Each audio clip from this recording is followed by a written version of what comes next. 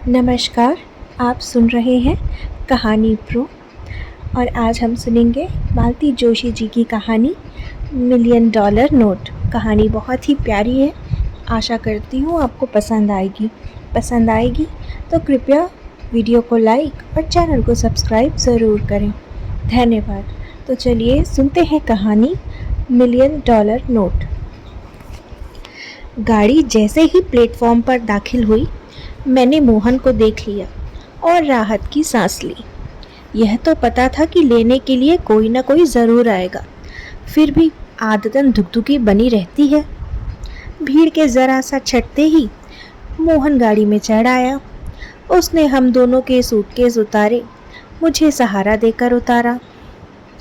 अरे, हम तो सोच रहे थे कि तुम छोटे सरकार को लेकर आओगे, इन्होंने गाड़ी में बैठते हुए कहा। वो अभी स्कूल से लौटे नहीं थे, मोहन ने विनम्रता से कहा। तभी नहीं तो क्या वह तुम्हें आने देता, बुरी तरह मचल जाता। मैंने इन्हें भी रपट दिया। वह बेचारा सामान देखेगा, हमें उतारेगा कि बच्चे को देखेगा? कैसी तो भीड़ होती है, देख नहीं रहे हैं? दरअसल पापा जी छोटू से मिलने के लिए बेचैन हो रहे हैं, मोहन ने गाड़ी स्टार्ट करते हुए कहा। बेचैन तो हो रहे हैं, पर यह होश नहीं है कि बिना टैक्स चुकाए वह घर में भी घुसने नहीं देगा, दरवाजे पर ही लौट जाएगा। तुम भी कमाल करती हो, मौका बेमौका तो देखो। पर यह बात बच्चा थोड़े ही जानता है कि हम गमी में जा रहे हैं या खुशी में। उसे तो मालूम है कि दादा दादी दिल्ली गए हैं, कुछ ना कुछ तो लाएंगे ही। मेरा उल्हा नाकाम कर गया। ये बोले, मोहन बेटा, ज़रा न्यू मार्केट में गाड़ी रोक लेना, बच्चे के लिए कुछ ले लेंगे। अगर खाली हाथ गया तो मेरी खैर नहीं। गीत चाहे मुझे माफ़ कर देगा, पर उसकी दादी ही मुझे घर में घुसने नहीं देगी। मोहन ने न्यू मार्केट आते ही गाड़ी एक और पार्क की। हमने पास की दुकान में से एक बड़ी सी बस एक चिप्स का पैकेट ले लिया। हम घर पहुँचे तब गीत बाबू मम्मी के साथ बैठे खाना खा रहे थे। हमसे सब्र नहीं हुआ, वहीं उसे प्यार कर लिया। आप लोग कुछ खाएंगे? प्लेट लगा दूं? बहू ने पूछा। ना बेटा, शताब्दी से आए हैं ना, नाश्ता खाना सब गाड़ी में हो चुका है। ओहो, सुबह बहुत जल्दी उठना पड़ा होगा ना?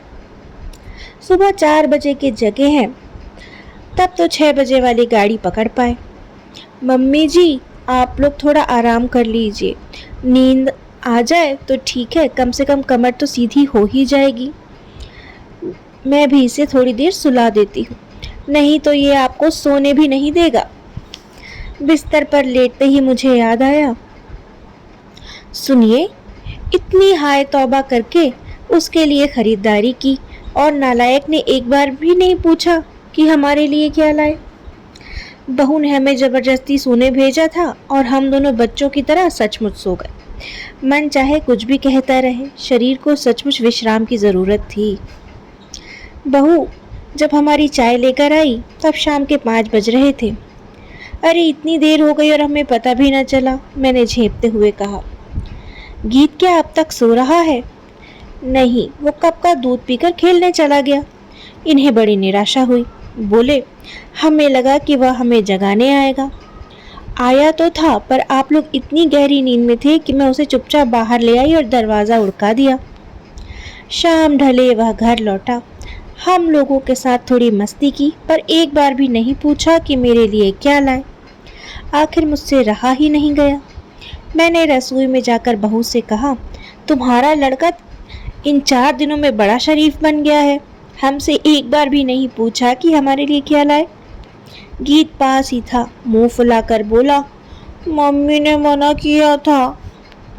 मैंने उसकी ओर देखा तो वह बोली, मम्मी जी, इस बार आप जिस परिस्थिति में दिल्ली गए थे उसमें शॉपिंग की गुंजाइश थी क्या, इसलिए मना कर दिया था। और वैसे भी मम्मी जी, इसकी यह आदत छुड़ानी पड़ेगी, कभी कभी ऑकवर्ड पोजीशन हो जाती है। आपके एब्सेंस में इनके चेन्नई के एक कलीग खाने पे आए थे, उन्हीं से पूछ बैठा। बेचारे बहुत शर्मिंदा हुए, बार बार कहते रहे कि मुझे बताया क्यों नहीं कि घर में बच्चा है, मैं कुछ ले आता, मुझे अभी दुकान ले चलो। वे शर्मिंदा क्या हुए, उनसे ज्यादा तो शर्मिंदा हम हुए। अरे तो क्या हुआ, बच्चा है भाई। ऐसा बच्चा भी नहीं है मम्मी जी, अब 22 तारीख को पूरे 5 साल का हो जाएगा। वाह, जैसे 50 का ही हो जाएगा। नहीं मम्मी जी, लोगों के सामने बहुत बुरा लगता है, इसलिए उस दिन इन्होंने अच्छी खिंचाई की, मतलब पिटाई की। हम लोग सामने नहीं थे ना, तो तुम लोगों को हाथ साफ करने का मौका मिल गया। यह कहते हुए मैंने बच्चे को ऐसे चिपटा लिया जैसे अभी अभी पिटा हो। बाद में मैंने उसे गोद में बिठाकर समझाया, बेटे मम्मी ठीक कहती है, हर किसी से नहीं मांगना चाहिए। लोग हंसते हैं, कहते हैं लड़का मांगता है, सिर्फ अपने लोगों से मांगना चाहिए। अपने मतलब? अपने मतलब जैसे बड़े पापा हैं, बड़ी मम्मी हैं, तेरे अन्नू मामा हैं, आरती मौसी हैं, निधि बुआ है और मिन्नी बुआ। उसने मेरी एक दूर की भतीजी का नाम लिया। नहीं बेटा, मिन्नी बुआ से नहीं। क्यों, वह भी तो बुआ है, पर जरा दूर की बुआ है। दूर की कहाँ, वह पास में तो रहती है भोपाल में। दूर की तो निधि बुआ है, दिल्ली में रहती है। संयोग से 2-3 दिन बाद ही मिन्नी आ गई। वह दूर कोहे फिजा में रहती है, इसलिए जब भी इधर आती है तो मिलकर ही जाती है। थोड़ी गपशप के बाद बहू चाय बनाने चली गई। गीत पूरे वक्त अपने रंगीन ब्लॉक से घर बनाता रहा, बीच बीच में कनखियों से बुआ को भी देखता रहा। आखिर मिन्नी से रहा नहीं गई, बोली, शैतान लगातार टुकुर टुकुर देख रहा है, बुआ से बात नहीं करेगा। उसने फुसफुसाकर पूछा, कुछ लाई हो?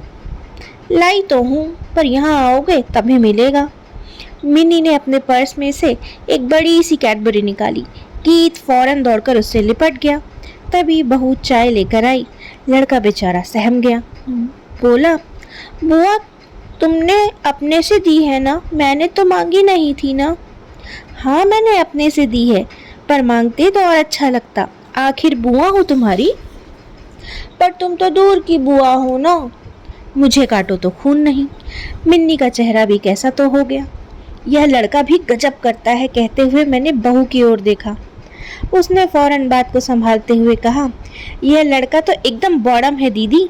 उस दिन मम्मी पापा जब से दिल्ली से लौटे थे ना, निधि दीदी की तेरही में गए थे, बहुत थके हुए थे और आपके यहाँ आने की जिद पकड़ ली थी। मम्मी जी बोली, बेटा मिन्नी बुआ का घर बहुत दूर है। तो बोला, दूर तो निधि बुआ का घर है दिल्ली में, मिन्नी बुआ का तो घर पास में है।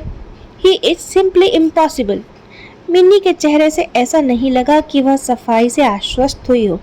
उधर गीत महाराज के होंठ भी कुछ कहने के लिए फड़फड़ा रहे थे, तो बहू ने बात की रुख को ही बदल दिया। हाय दीदी, आपका पर्स कितना प्यारा है, भोपाल का तो नहीं लगता। पिछले महीने बम्बई गई थी ना, वहीं से लाई हूँ। वही तो, अलग ही लग रहा है। मेरी तो नीयत डोल रही है। अरे तो नीयत खराब करने की क्या ज़रूरत है, ऐसे ही ले लेना।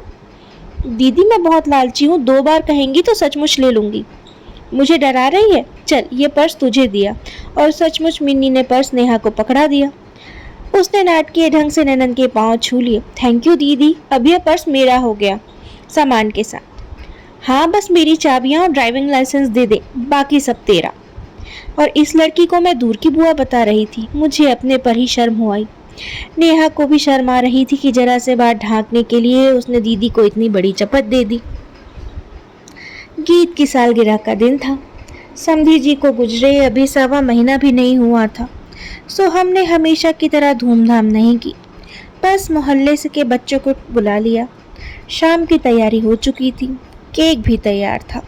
बस गीत के दादाजी का इंतज़ार था। वे समय से आए, पर एक मेहमान के साथ। घर में चहल पहल देखकर मेहमान बोले, बड़ी रौनक है घर में, कोई फंक्शन है क्या? आज हमारे राजकुमार की सालगिरह है। अरे वाह, तब तो मैं बड़े मौके पे आया हूँ। हाँ, आज गीत के 2 दादाजी का आशीर्वाद उसे मिलेगा। खैर समय पर केक काटा गया, फिर उसने हम सबके पैर छूकर आशीर्वाद लिया। जैसे ही उसने अतिथि महोदय के पैर छुए, उन्होंने 100 का नोट उसे पकड़ा दिया। हम लोग तो संकोच से भर उठे। भाई साहब, ये क्या कर रहे हैं आप तो बस आशीर्वाद दीजिए, पैसों का बच्चों के लिए। कमाल करती हैं भाभी जी आप। इधर तो दादाजी कह रही हैं तो क्या खाली हाथ आशीर्वाद दूं?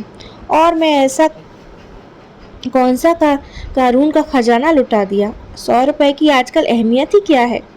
यह मैं भी जानती हूँ, आजकल 100 रुपए की कोई कीमत नहीं है, पर अपना अनुभव के आधार पर यह भी जानती हूँ कि 100 का नोट भी अगर बिना किसी पूर्व सूचना के सर से निकल जाए तो मध्यवर्गीय अर्थव्यवस्था में कैसा झोल आ जाता है। मैंने उनकी तारीफ करते हुए कहा, पता है, एक बार पड़ोस में संतोषी माता के उद्यापन में गया था।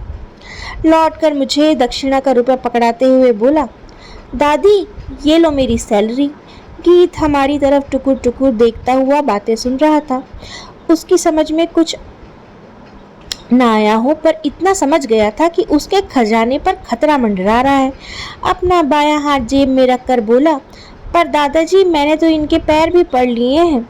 हाँ बेटा, बड़ों के तो पैर पढ़ना ही चाहिए।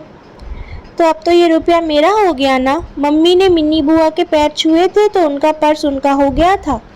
शाबाश बेटा, मेहमान बोले, इतनी देरी में तूने एक अक्लमंदी की बात की है। ये रुपया तुम्हारा है। और भाभी जी, आप लोग इस विषय पर कृपया बातें बंद करें, मुझे अब और शर्मिंदा ना कीजिए। तभी भीतर से गीत को बुलावा आया, भीतर आओ बेटे, दोस्त इंतजार कर रहे हैं।